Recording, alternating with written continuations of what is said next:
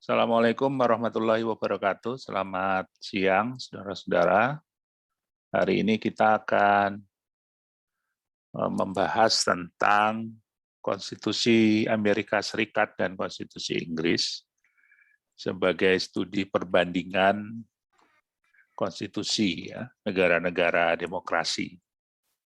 Kenapa Amerika dan Inggris yang kita pakai sebagai pembanding? Pertama, karena bisa dianggap sebagai negara yang secara demokrasi sudah mapan, sudah maju, sehingga kemudian diharapkan tentu pengalaman-pengalaman konstitusional mereka secara kelembagaan negara juga bisa menjadi perbandingan dengan negara kita. Yang pertama kita akan bicarakan adalah Konstitusi Inggris. Nah, Konstitusi Inggris ini tidak tertuang dalam satu naskah ya. Ada yang tertulis, ada yang tidak tertulis. Jadi mencar-mencar, jadi tidak ada satu kitab khusus yang mengatur tentang konstitusi di Inggris. Ini ciri khasnya. Jadi konstitusi Inggris itu adalah konstitusi yang berkembang, yang hidup, yang salah satunya dikembangkan oleh praktek-praktek ketatanegaraan yang dianggap sebagai sebuah kebiasaan yang kemudian diakomodasi menjadi konstitusi. Jadi itu ciri khasnya konstitusi Inggris. Berbeda dengan di negara-negara yang lain, konstitusinya itu tertulis dalam satu kitab yang kemudian menjadi satu konstitusi, kitab konstitusi yang kemudian diikuti. Nah, di Inggris tidak begitu. Ada beberapa kitab, ada beberapa buku perjanjian yang kemudian membentuk sebuah konstitusi di Inggris. Nah, sebelumnya kita perlu mengetahui bahwa Raja Inggris itu awalnya adalah seorang raja yang berkuasa secara mutlak, ya, tidak didampingi oleh sebuah parlemen. Tapi kemudian dalam perkembangannya dia dibantu oleh sebuah Great Council yang terdiri dari unsur tokoh agama, para bangsawan, dan pejabat-pejabat tinggi. Nah, Great Council ini biasanya bersidang antara 3-4 kali dalam setahun, atau kalau pas diperlukan oleh raja, dipanggil oleh raja untuk menentukan kebijakan politik, pemerintahan, penyelenggaraan pemerintahan, peradilan, pembuatan hukum, dan pengumpulan uang, dan sebagainya. Dalam pelaksanaan tugas sehari-hari, Great Council ini membentuk badan yang disebut dengan King's Court. Nah, King's Court inilah cikal bakal parlemen Inggris ya, modern. Jadi berawal dari sebuah lembaga penasehat raja, lalu berkembang menjadi sebuah parlemen. Nah, dalam perkembangannya, Great Council ini berkembang menjadi parlemen yang terdiri dari 2 kamar, yaitu House of Lords atau Majelis Tinggi, dan House of Commons, Majelis Rendah. Jadi Inggris menggunakan model 2 kamar, ya, House of Lords, Majelis Tinggi, dan House of Commons. House of Lords ini biasanya adalah terdiri dari para bangsawan. Ya. Jadi keanggotaannya itu tidak dipilih melalui pemilihan umum, tapi turun-temurun, ya, warisan. Kemudian House of Commons ini yang dipilih melalui pemilihan umum. King's Court ini berubah menjadi badan peradilan dan Dewan Menteri atau kabinet. Ya. Jadi tadinya penasihat presiden, kemudian berubah jadi badan peradilan, kemudian jadi Dewan Menteri. Kemudian tahun 1295, di masa kepemimpinan Raja Edward pertama, Inggris membentuk sistem parlementer yang pertama, yang cikal bakalnya dari King's Court tadi. Jadi badan peradilan, Dewan Menteri, lalu menjadi parlemen. Itu sejarahnya Inggris. Nah, perkembangan parlemen Inggris pada periode awalnya, kekuasaan parlemen itu masih sangat terbatas sebagai penasihat semata. Makin lama makin besar karena raja semakin memperhatikan masukan dari parlemen. Parlemen semakin banyak mengambil inisiatif, Dan kabinet mempunyai hubungan yang kuat dengan parlemen, karena pemikiran kabinet merupakan pemikiran mayoritas di parlemen.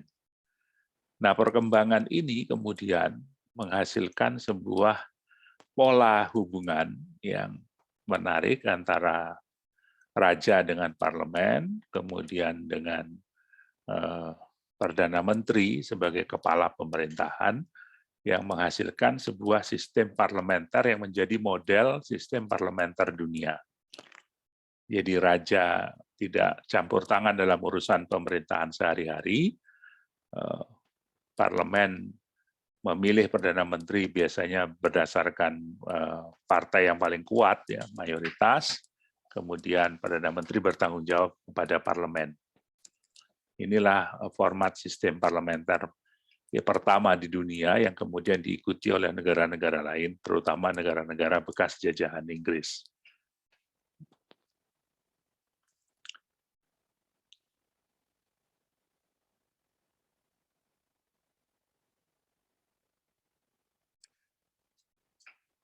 Nah, secara tertulis konstitusi Inggris itu mengandung 4 subbagian. Salah satunya adalah dokumen historis yang disebut dengan Magna Carta tahun 1215, The Petition of Right tahun 1628, dan Bill of Right tahun 1689. Jadi ini Magna Carta ini mungkin dokumen perjanjian raja dengan rakyat yang pertama kali di dunia, ya, tahun 1215. Kemudian ada Parliamentary Statute, undang-undang yang dibuat parlemen yang sifatnya memperluas dan membatasi kekuasaan raja, menjamin hak-hak sipil, mengatur pemungutan suara, membentuk pemerintahan-pemerintahan lokal, mendirikan peradilan-peradilan, dan membina aparatur administratif. Subbagian yang merupakan putusan pengadilan yang berisi batasan-batasan dan penafsiran terhadap undang-undang. Dan Principle of Rules and Common Law, prinsip-prinsip aturan-aturan hukum dan kebiasaan, meskipun tidak diundangkan oleh parlemen, namun dikuatkan oleh pengadilan. Ya. Jadi ada yang disebut dengan common law, ya. Ini keliru sedikit. Common law ini adalah ya sebuah hukum tidak tertulis yang dipatuhi, tapi kemudian menjadi prinsip-prinsip pengaturan dalam parlemen Inggris. Nah, jadi ada 4 subbagian ini. Jadi ada bagian yang memang itu adalah dokumen historis yang memang ada dalam sejarah Inggris. Kemudian ada undang-undang, ada yang kemudian putusan pengadilan, ada yang kemudian rules dan common law. Nah, yang sering jadi perdebatan itu adalah yang keempat ini, rules and common law ini yang sering kemudian dianggap aneh oleh banyak negara, bahwa kesepakatan-kesepakatan, konvensi-konvensi yang diakui di dalam negara itu kemudian menjadi bagian dari konstitusi. Jadi sering orang kemudian salah menganggap bahwa konstitusi Inggris itu tidak tertulis, padahal sebetulnya ada aturan tidak tertulis yang dipatuhi. Nah, itu tentu berbeda. Karena sebetulnya ada peraturan tertulisnya, yaitu misalnya ini Magna Carta, Petition of Right, Bill of Right, ini ada semua. Kemudian ada undang-undang Parliamentary Statute, undang-undang yang dibuat oleh parlemen, ini juga ada. Kemudian ada putusan pengadilan, ini juga bagian yang tertulis, ya. Nah, di bagian yang keempat ini yang kemudian sering ditafsirkan sebagai peraturan tidak tertulis yang kemudian menjadi konstitusi di Inggris. Itu salah satunya. Nah, kita akan bahas apa isi Magna Carta. Nah, isi Magna Carta sebagai konstitusi di Inggris itu ada beberapa bagian yang penting, yaitu sebetulnya isinya adalah perjanjian antara raja dengan rakyat. Jadi dalam sejarahnya raja dan rakyat Inggris itu pernah membuat perjanjian yang intinya adalah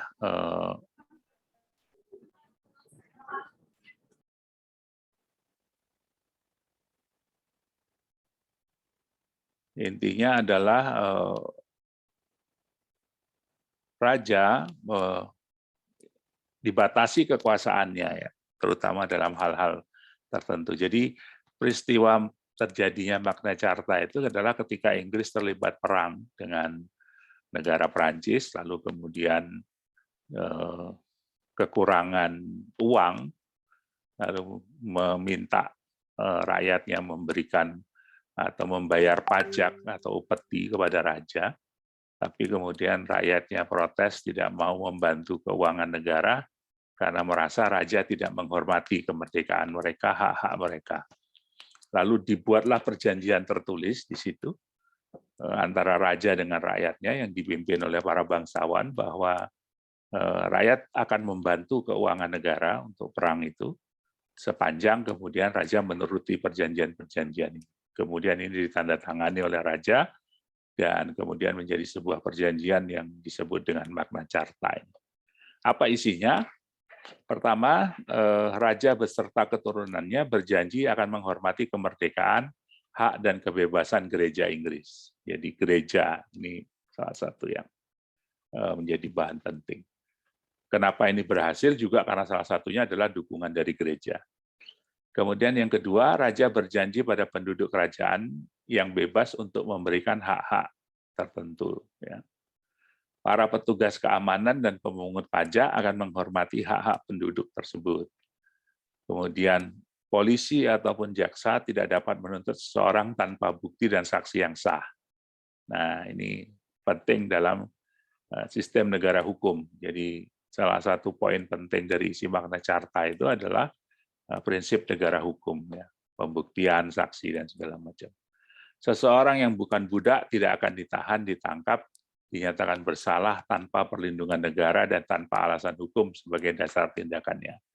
Ingat pada waktu itu masih ada perbudakan dan ini hanya berlaku untuk orang-orang yang tidak atau yang bukan budak sehingga dia berhak atas perlindungan hukum oleh negara. Apabila seorang tanpa perlindungan hukum sudah terlanjur ditahan, raja berjanji akan mengoreksi kesalahannya. Nah, ini juga bagian penting dari penegakan hukum. Ya. Kemudian ada perjanjian, kekuasaan raja harus dibatasi. Ya, ini menjadi penting di situ. Di sini kekuasaan raja yang tadinya absolut dibatasi, ya. Kemudian hak asasi manusia lebih penting daripada kedaulatan, hukum, atau kekuasaan. Jadi isi Magna Carta itu salah satunya adalah penghormatan terhadap kedaulatan HAM, hak asasi manusia.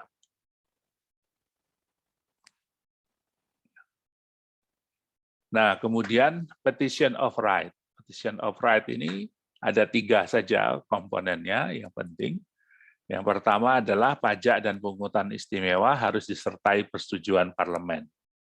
Ya, no tax without representation. Nah, ini kata-kata yang sangat populer kemudian yang dipakai di banyak negara, ya. Tidak ada pajak tanpa ada keterwakilan politik. Jadi ada tuntutan supaya pajak itu harus ditetapkan berdasarkan keterwakilan politik. Kemudian yang kedua, warga negara tidak boleh dipaksakan menerima tentara di rumahnya.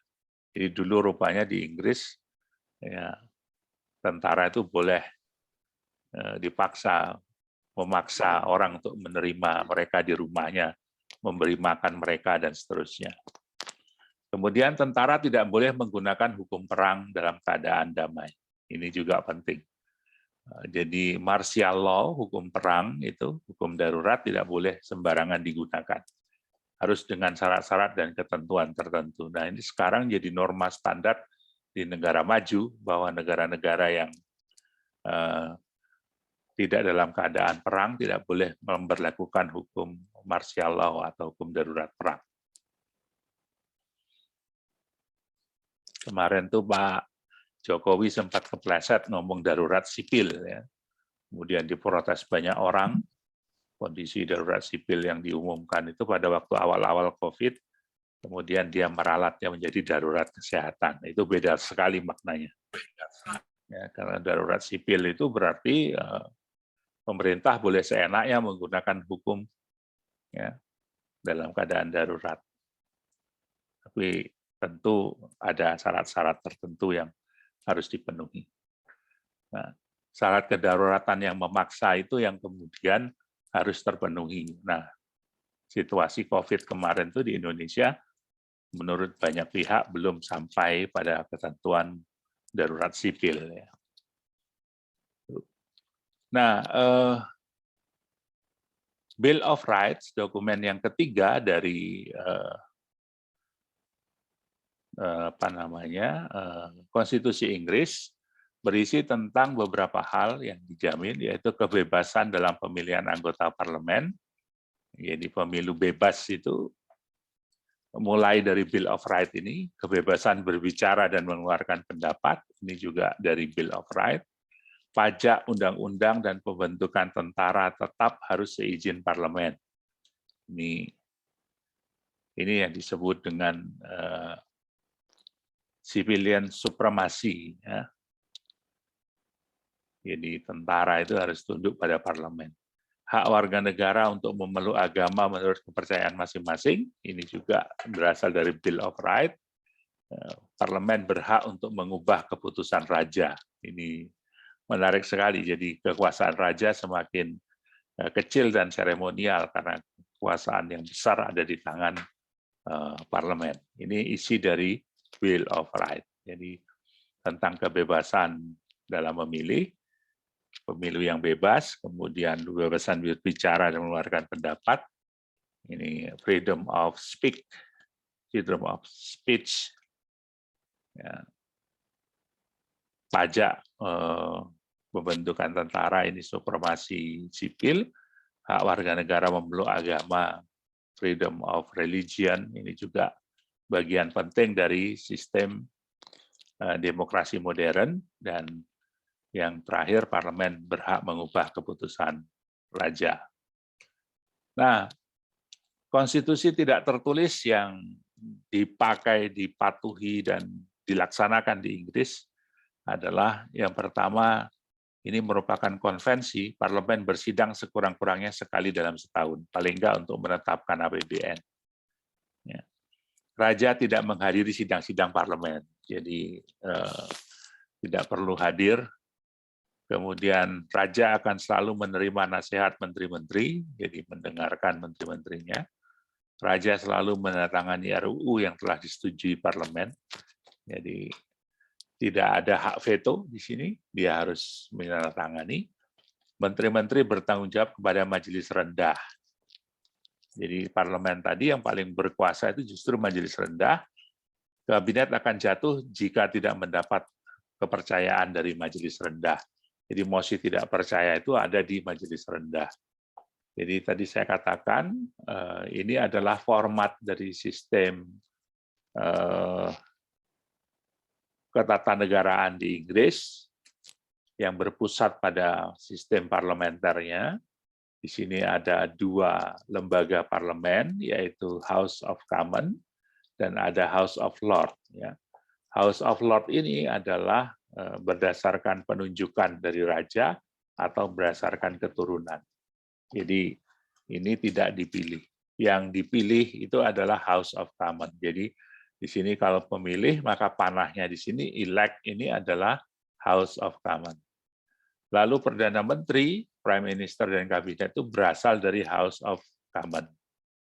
Jadi otomatis Perdana Menteri adalah anggota dari House of Commons, anggota parlemen. Jadi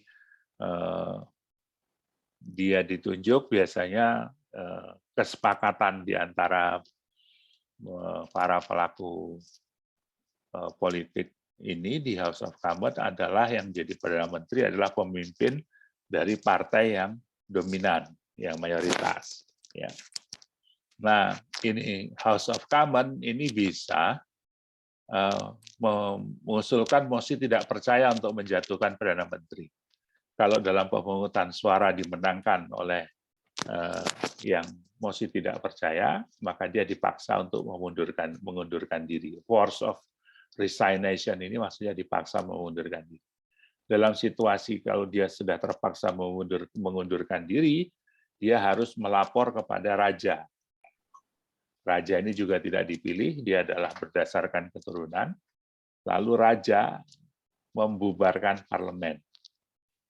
Membubarkan parlemen pada saat yang sama dia mengundang untuk pelaksanaan pemilu, untuk mengecek apakah mosi tidak percaya tadi mendapat dukungan dari rakyat. Jadi intinya adalah kalau seorang Perdana Menteri kalah dalam mosi tidak percaya di parlemen, maka dia harus meletakkan jabatan, menyerahkan jabatannya kembali kepada raja, dan raja yang mengambil keputusan untuk membubarkan parlemen sebagai kepala negara. Nah, kalau parlemen dibubarkan, maka dia harus menyelenggarakan pemilihan umum dalam waktu tertentu, kalau nggak salah 1 bulan sesudahnya, untuk persiapan dan segala macam. Lalu hasil pemilihan umum ini kemudian akan menghasilkan kelompok mayoritas dan minoritas di parlemen, lalu kelompok mayoritas itu akan diusulkan menjadi Perdana Menteri. Ya. Lalu ketuanya menjadi Perdana Menteri, lalu membentuk kabinet. Inilah sistem pemerintahan di Inggris yang menghasilkan. Dalam konteks ini, hubungan raja dengan parlemen adalah membentuk apa yang disebut dengan peers, ya.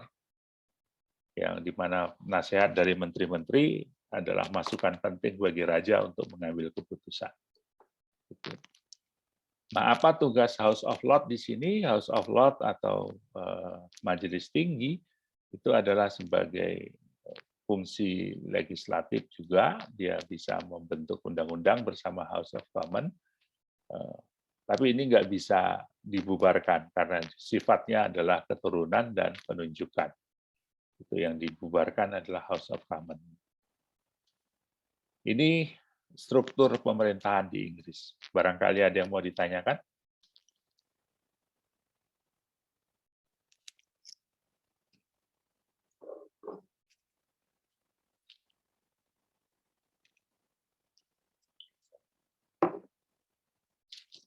Nggak ada. Silakan, Raihan. Ya. Oke, jadi gini Pak, tadi kan parlemen kalau mengusulkan mosi tidak percaya ke Perdana Menteri, maka Perdana Menteri menyerahkan jabatan ke Raja. Nah, ya. Lalu Raja membubarkan parlemen. Nah, apakah bisa jika Raja itu tidak membubarkan parlemen gitu Pak? Jadi cukup mengganti Perdana Menteri tanpa melakukan pemungutan suara ulang gitu. Nah, dari mana dia bisa yakin? Kalau dilakukan pemungutan suara ulang di dalam parlemen sementara Perdana Menteri sudah meletakkan jabatan. Perdana Menteri ini kan terpilih karena dukungan mayoritas di parlemen. Oh, iya. Ingat, yang jadi Perdana Menteri itu adalah pemimpin partai mayoritas. Itu adalah rule of law yang tidak tertulis. Jadi otomatis. Ya. Jadi nggak kayak di kita, orang masih bisa berdebat siapa yang jadi ketua parlemen gitu, enggak. Di sana enggak. Jadi begitu selesai pemilu, yang ini menang, yang itu menang, yang paling banyak dapat kursi di parlemen, itu dia diberi kesempatan membentuk kabinet. Melaporkan kepada raja kabinet. Lalu disahkan oleh raja, tapi sebetulnya raja mengesahkan lebih pada secara formalitas, karena sesungguhnya dia sudah menang pemilu. Nah, kalau mendapat mosi tidak percaya, berarti kebijakannya itu dianggap bermasalah, kan begitu. Dia kehilangan dukungan mayoritas di parlemen. Kalau ini tidak dibubarkan, dikembalikan kepada parlemen, ya otomatis parlemen yang mayoritas berubah, toh. Padahal belum tentu parlemen mendapat dukungan dari rakyat. Jadi election di sini adalah menguji. Fungsinya adalah menguji apakah Perdana Menteri atau parlemen yang didukung oleh rakyat. Gitu. Bisa jadi nanti setelah selesai pemilihan umum, terpilih lagi Perdana Menteri yang sama. Bisa jadi. Margaret Thatcher pernah itu seperti itu. Dia terpilih beberapa kali setelah melakukan pemilihan umum. Sehingga kemudian, karena dia mendapat mayoritas, berarti kebijakannya didukung rakyat meskipun oposisi di sini kuat gitu. Nah, inilah fungsi check and balances dari parlemen dengan kabinet. Dan saya kira itu hal yang wajar aja. Tapi kalau nggak melalui pemilihan umum, tentu tidak diketahui dukungan publiknya kemana. Kan gitu. Nah, ini sistem parlementer itu di situ. Yang bikin repot sebetulnya adalah mosi tidak percaya ini bisa muncul sewaktu-waktu. Sehingga ini bisa dipaksa meletakkan jabatan, karena kalah dalam mosi tidak percaya misalnya. Mosi tidak percaya itu kan sebetulnya diuji dulu di parlemen. Toh. Siapa yang mendukung, siapa yang tidak mendukung. Nah, kalau banyak yang tidak mendukung, tentu Perdana Menteri harus mengundurkan diri, tidak bisa terus. Karena dia nggak mendapat dukungan dari parlemen. Gitu. Nah, dalam sistem seperti ini, maka election-nya itu tidak bisa ditetapkan berapa tahun sekali. Gitu.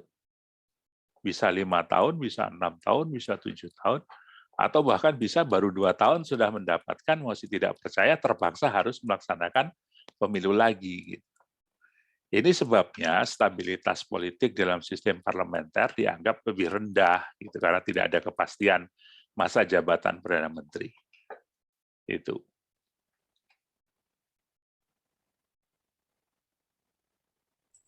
Baik, Pak. Terima kasih, Pak. Ya, sama-sama. Ada yang lain?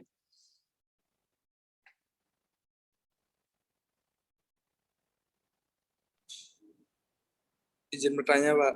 Silakan. Saya agak tertarik tadi dengan dengan mosi tidak percaya bahwa Perdana Menteri itu bisa diberhentikan jika mosi tidak percaya itu sudah dimulai ya. Ini mengingatkan saya pada pelajaran minggu lalu, Pak, yang tentang amandemen. Jadi amandemen terakhir yang 2002 kan mengubah sistem MPR yang dulu lembaga tinggi negara yang punya kuasa untuk membuat GBHN untuk nanti presiden mempertanggungjawabkan itu. Nah, belakangan ini kan ada isu-isu terkait PPHN ini, Pak, pokok-pokok haluan negara yang isunya itu pernah saya dengar bakal ada amandemen kelima dengan memasukkan PPHN ini. Jadi kan secara tidak langsung presiden juga bakal tanggung jawab nanti terhadap PPHN yang ditetapkan oleh MPR ini. Seperti sebelum amandemen. Jadi itu menurut Bapak itu gimana, Pak? Ya, sebetulnya dengan sistem itu kita sebetulnya kembali menjadi tidak jelas sistem presidensial kita gitu. Logikanya adalah dengan sistem presidensial, garis-garis besar haluan negara itu adalah program presiden itu. Waktu kampanye, janji kampanye presiden itu yang menjadi GBHN. Gitu. Garis-garis besar haluan negara, jangka panjang maupun jangka menengah atau jangka pendek. Gitu. Sehingga itu yang harusnya jadi pedoman. Nah, kalau MPR ingin kembali menghidupkan GBHN dan kemudian meminta pertanggungjawaban presiden atas pelaksanaan GBHN misalnya, akan timbul persoalan tentang legitimasi presiden. Lah presiden kan dipilih langsung, tidak dipilih oleh MPR. Pertanggungjawabannya kan harusnya kepada rakyat, bukan kepada MPR. Melalui pemilihan umum, kan begitu. Kalau dipaksain itu harus melalui MPR, ya akhirnya fungsi presiden dipilih langsung itu jadi tidak jelas gitu. Jadi tuannya presiden itu menjadi dua kan, rakyat yang memilihnya dan MPR yang punya GBHN gitu. Menurut saya kok jadi rumit gitu ya persoalan itu. Kalau tidak hati-hati menurut saya malah justru membuat kerumitan baru pada relasi kuasa antara MPR dengan presiden, terutama berkaitan dengan garis-garis besar haluan negara. Saya kira itu tanggapan saya.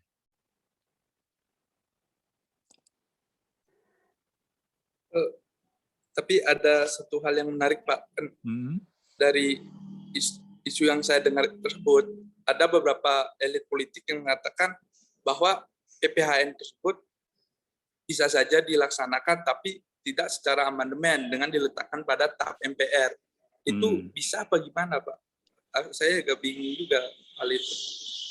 Ya, itu kembali menempatkan MPR sebagai sebuah lembaga tinggi negara kan, yang ketetapannya harus dipatuhi oleh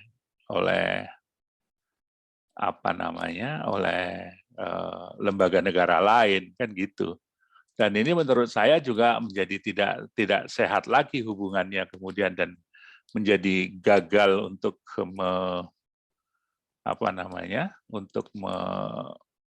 menempatkan presiden sebagai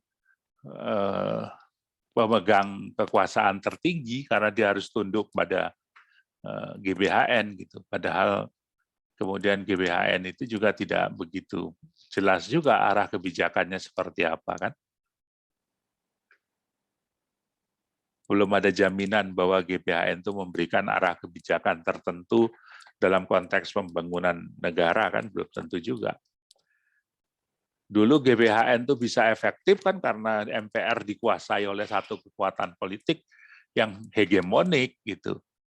Kan sekarang berbeda, kekuatan politiknya terpecah belah, jangan-jangan nggak bisa jadi tuh GBHN setiap kali sidang MPR.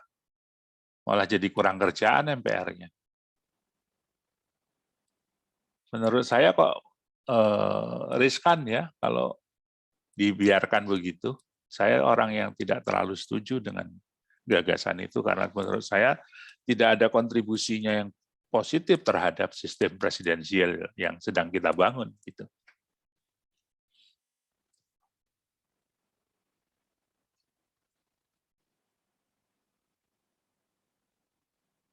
Ada lagi?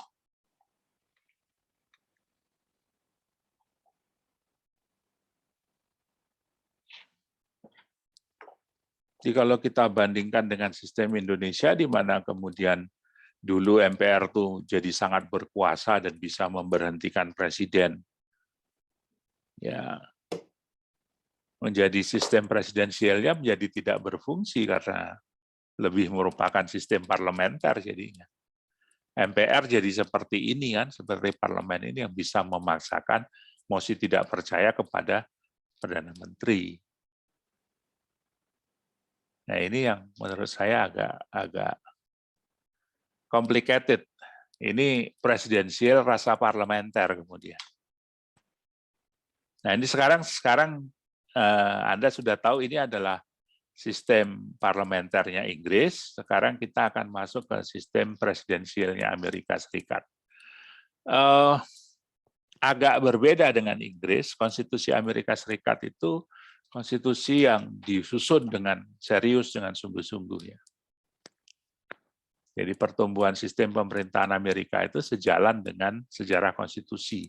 Karena sistem pemerintahannya diatur dalam pasal 1 kekuasaan legislatif dan pasal 2 kekuasaan eksekutif. Konstitusi AS dibentuk dalam waktu 4 bulan, Mei sampai September 1787, untuk memberikan landasan konstitusional bagi 13 negara bekas koloni Inggris untuk membentuk negara federal. Merupakan manifestasi kontrak sosial dari Jean-Jacques Rousseau. Jadi dia memang didesain sebagai sebuah kontrak sosial. Jadi contoh konstitusi modern di dunia ini yang paling keren atau paling mendekati gagasan idealnya Rousseau tentang konstitusi adalah Amerika Serikat. Itu. Nah, ada yang penting di sini, negara-negara bagian mempunyai wakil di negara federal dalam bentuk Senat. Sehingga lembaga perwakilan terdiri dari 2 kamar. Berbeda tadi ada majelis rendah, ada majelis tinggi di Amerika Serikat, ada Dewan Perwakilan Rakyat yang berisi anggota-anggota partai politik yang dipilih melalui pemilihan umum, ada Senat yang terdiri dari wakil negara bagian yang juga dipilih dari negara bagian tersebut. Ya. Nah, konstitusi AS ini harus diratifikasi oleh negara bagian. Harus 2/3 harus disetujui. Jadi boleh diadakan perubahan, diganti, ditambah, tapi harus ada ratifikasi oleh negara bagian di Amerika Serikat. Nah, DPR dan Senat Amerika Serikat itu membentuk yang disebut dengan Kongres. Jadi Kongres itu adalah rapat gabungan antara DPR dengan Senat. Apa tugasnya? Ada 5 ini yang penting, ada lebih kan sebetulnya. Ya, ada 10 atau berapa tadi? 11 ya, ada 11 kekuasaan Kongres. Tapi yang paling penting adalah mengesahkan rancangan undang-undang. Jadi di sana tidak perlu persetujuan presiden, ya, tapi presiden nanti punya hak veto, nanti saya jelaskan apa itu hak veto. Tapi kekuasaan legislatif dipegang sepenuhnya oleh Kongres Amerika Serikat. Kongres berarti gabungan antara Senat dan DPR. Kemudian menetapkan besaran pajak dan cukai. Ini juga ditetapkan oleh Kongres. Memberi pinjaman uang sebagai bantuan luar negeri, itu juga bantuan dari dengan persetujuan ini, harus dengan persetujuan Kongres. Mengatur perdagangan dengan luar negeri antara beberapa negara bagian dan suku Indian. Ini juga kewenangan Kongres. Jadi dulu suku Indian masih belum terintegrasi sepenuhnya sehingga perlu diatur perdagangan dengan warga Amerika Serikat di negara bagian yang ada suku Indian. Kemudian menetapkan peraturan naturalisasi. Jadi orang yang mau pindah kewarganegaraan ke Amerika Serikat itu diatur oleh kekuasaan Kongres. Kemudian mengatur pencetakan uang. Jadi kekuasaan Kongres ini sampai ngurusin duit juga.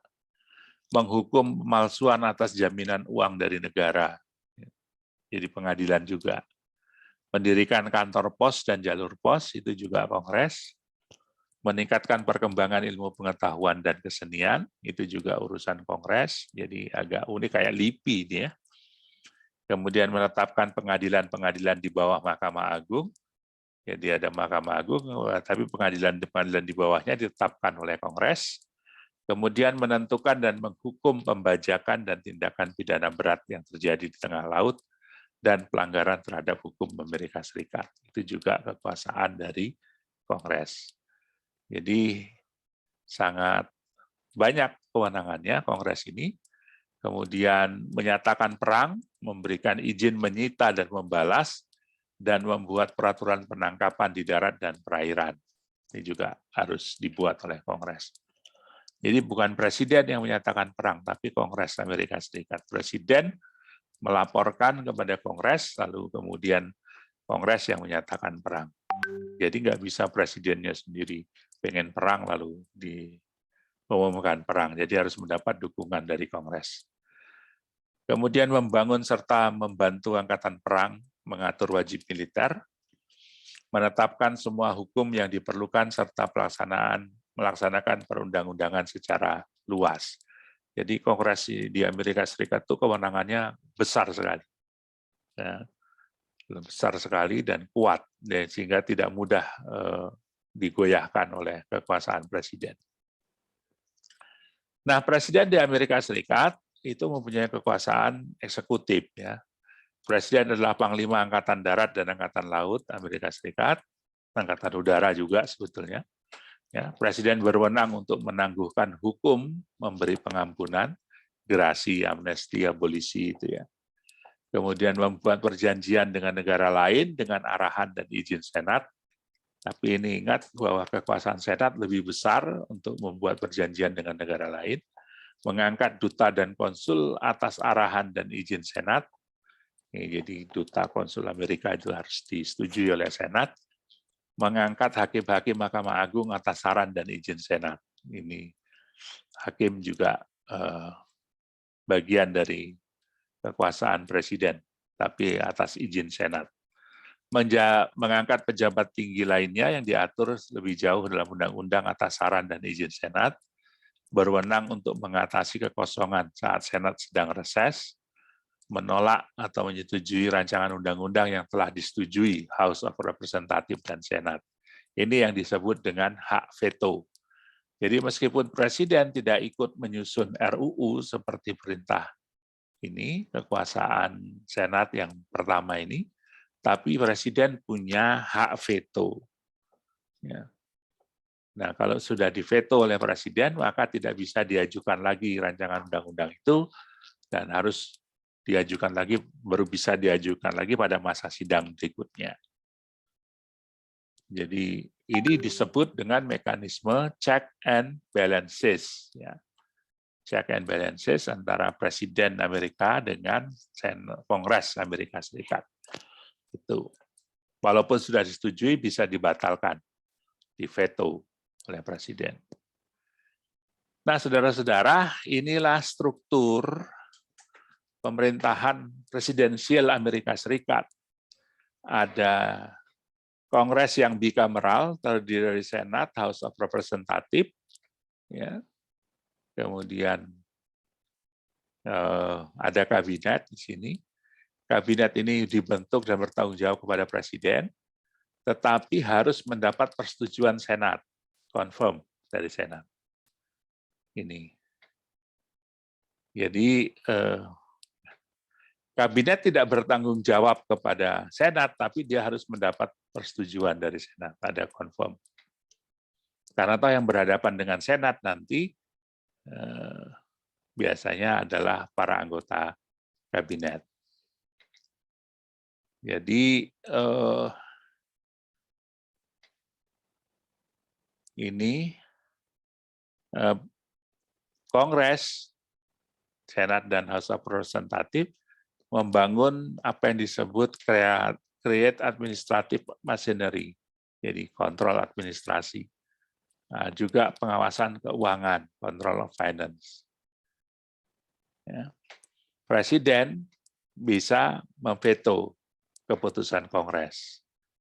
Ya, ini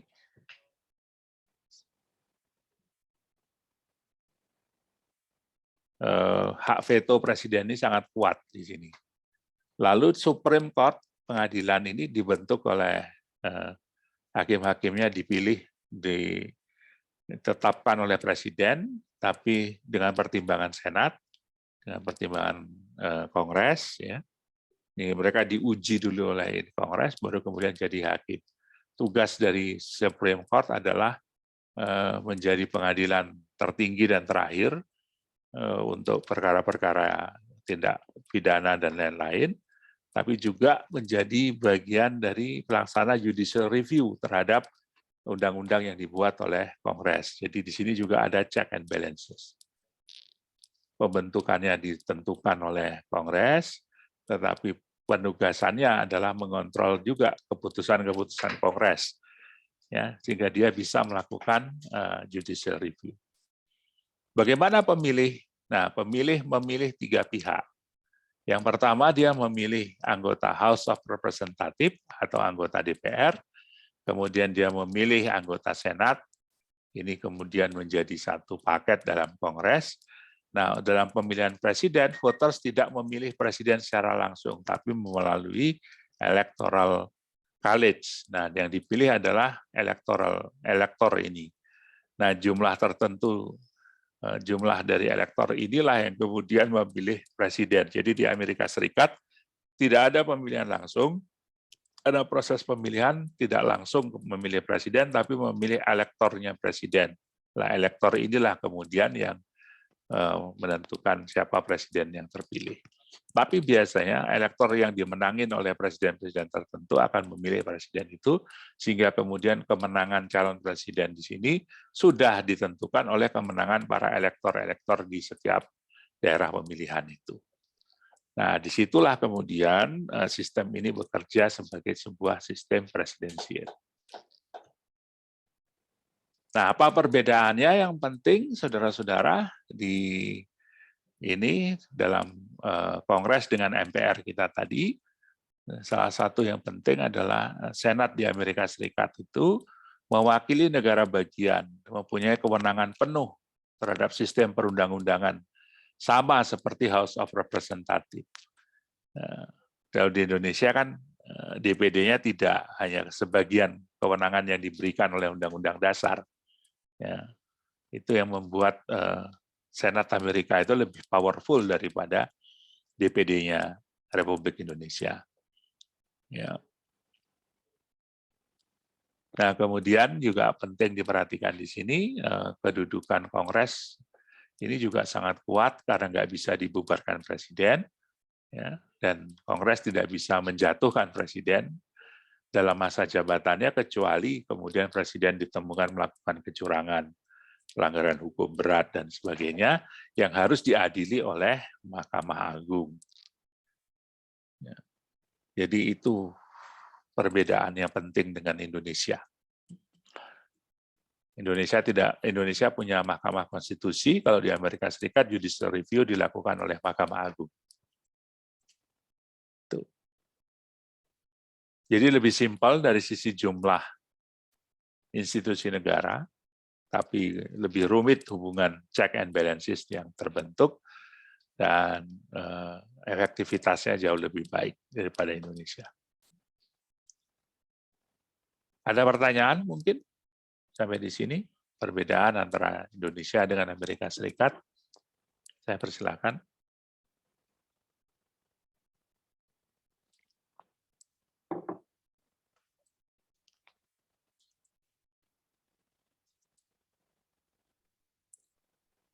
Izin bertanya, Pak. Silakan. Ini sistem di Amerika sama di Indonesia kan sama ya, presidensial gitu. Tetapi saya lihat di Amerika itu kan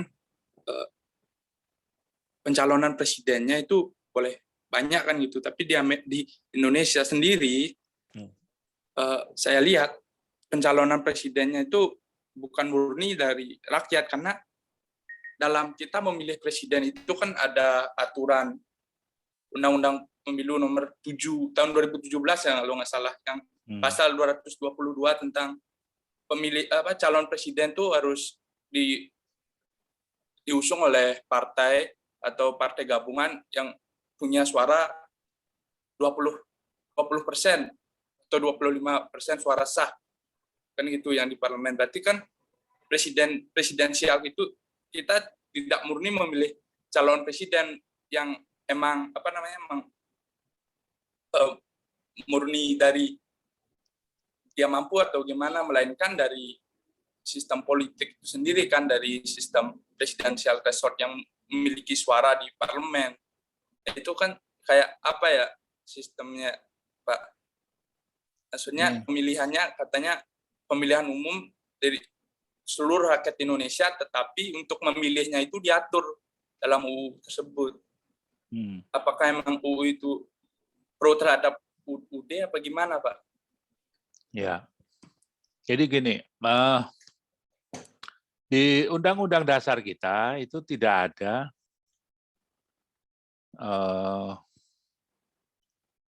aturan tentang presidensial threshold 20% itu. Ya. Di Undang-Undang Pemilu kita hanya mengatur tentang pemilihan presiden dilaksanakan dengan 2 putaran. Kemarin sudah saya bahas. Putaran pertama itu bisa dimenangkan apabila perolehan suaranya 50% lebih,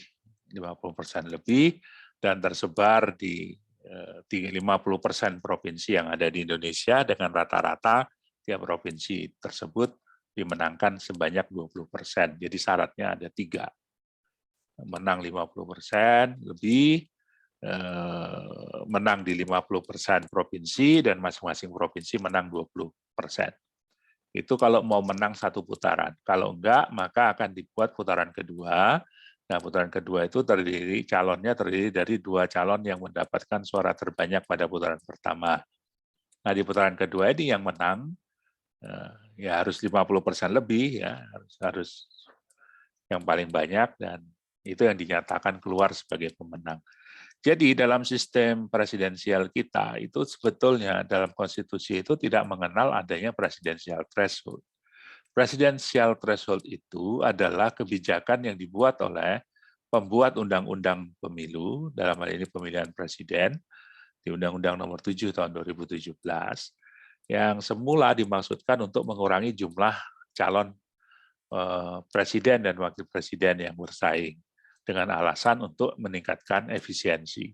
Tetapi sesungguhnya menurut saya pribadi ini bertentangan dengan isi konstitusi kita yang tidak mengatur secara spesifik gitu.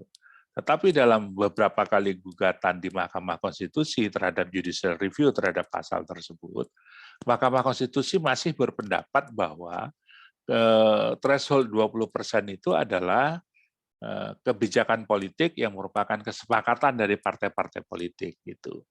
Nah, persoalannya kemudian apakah karena kesepakatan itu dibuat oleh partai-partai politik, apakah kemudian itu menjadi adil bagi calon peserta pemilu yang lain atau calon presiden yang lain.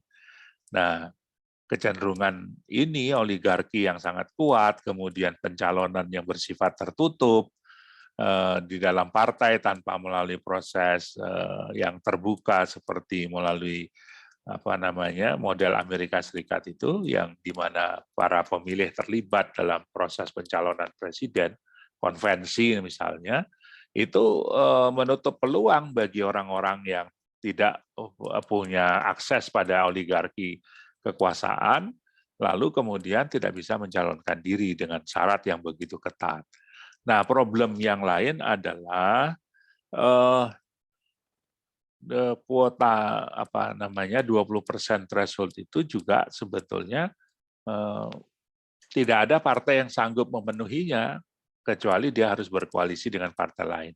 Satu-satunya partai yang bisa maju sendiri tanpa koalisi dengan partai lain itu adalah PDIP yang mencapai 20%. Partai yang lain harus berkoalisi. Nah, ini tentu menimbulkan problematik sendiri dalam proses pencalonan, dan itu saya kira plus minusnya selalu ada gitu. Satu sisi kemungkinan menghasilkan calon yang sedikit, hanya ada 2 calon, itu menjadi sangat besar, dan itu kita tahu kemudian menimbulkan konflik yang sangat tajam antara para pihak yang berhadapan-hadapan. Tetapi dalam jangka panjang menurut saya yang nggak bagus adalah karena sistem kepartean kita masih atomized pluralism yang menyebar begitu, dan partai-partai kita kecil-kecil dan banyak yang tidak mencapai 20%, maka menurut saya tidak pantas ditetapkan threshold 20% itu terlalu tinggi. Itu satu. Yang kedua, sepanjang partai-partai kita masih tertutup dalam proses rekrutmen partai politik terhadap calon presiden, maka juga tidak pantas menetapkan electoral threshold karena membatasi hak warga negara untuk berkompetisi secara sehat dalam pemilihan umum untuk menjadi presiden. Nah, soal Undang-Undang Dasar kita hanya memberikan hak untuk mencalonkan diri pada partai politik atau gabungan partai politik, saya kira itu sah-sah saja, bagian dari upaya kita untuk membangun partai politik yang baik.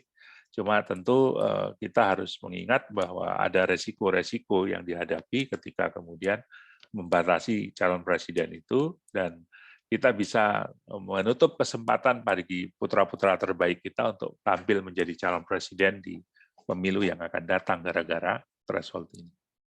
Saya kira itu problemnya.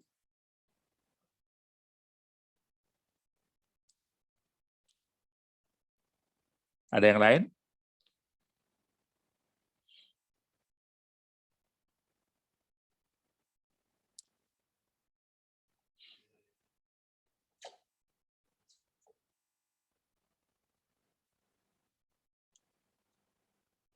Ada pertanyaan lain?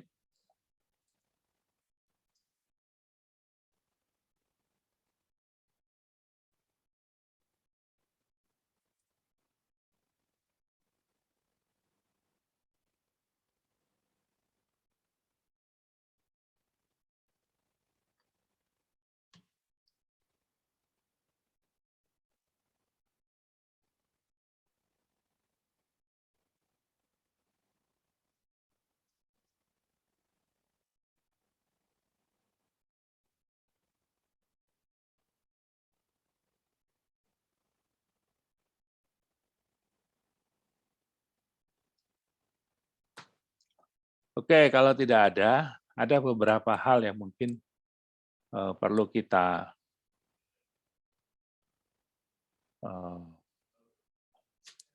ini pertanyaan-pertanyaan yang mungkin perlu jawab ya di teman-teman. Mas Aska minta tolong dibuatkan kolom untuk menjawab pertanyaan-pertanyaan ini supaya teman-teman bisa menjawab di My Class ya. Mas Aska ada nggak?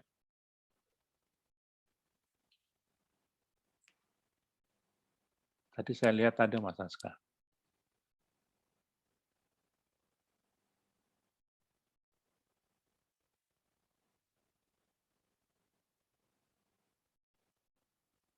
Ya, ada beberapa pertanyaan yang untuk didiskusikan di forum chat ya. Buat teman-teman semua. Yang pertama, mengapa tidak ada konstitusi yang bersifat satu tunggal utuh gitu di Inggris? Kenapa terpencar-pencar? Silakan Anda jawab alasannya. Kemudian bagaimana pengangkatan Perdana Menteri dan hubungannya dengan parlemen?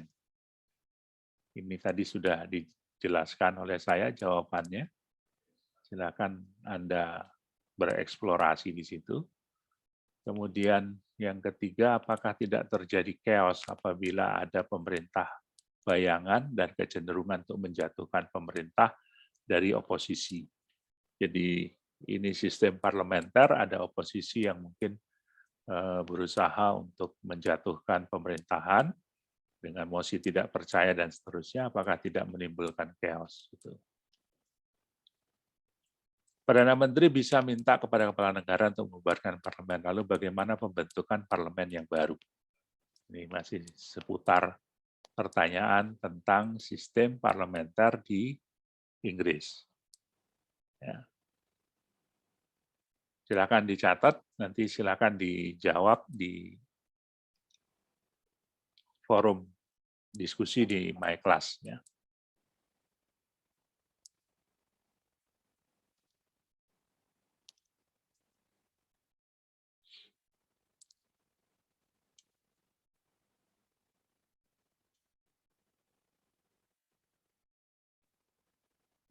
Ada pertanyaan soal ini?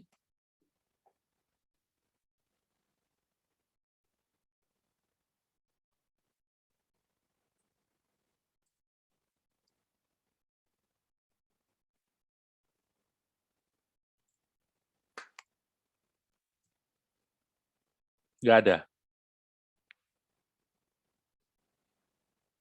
Berarti udah tahu semua ya pertanyaannya, tugasnya. Atau nggak ada orang ini?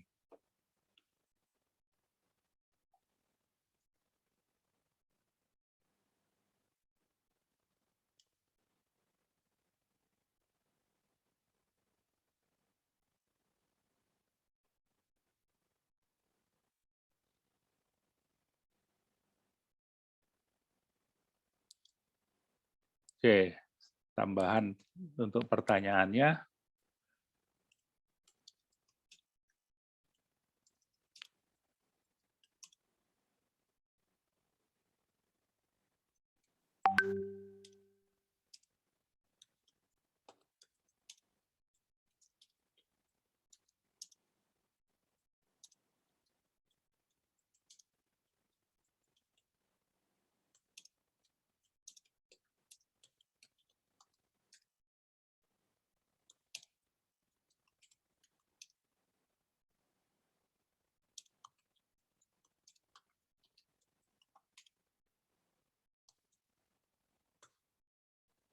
Jadi ada tambahan pertanyaan untuk di forum.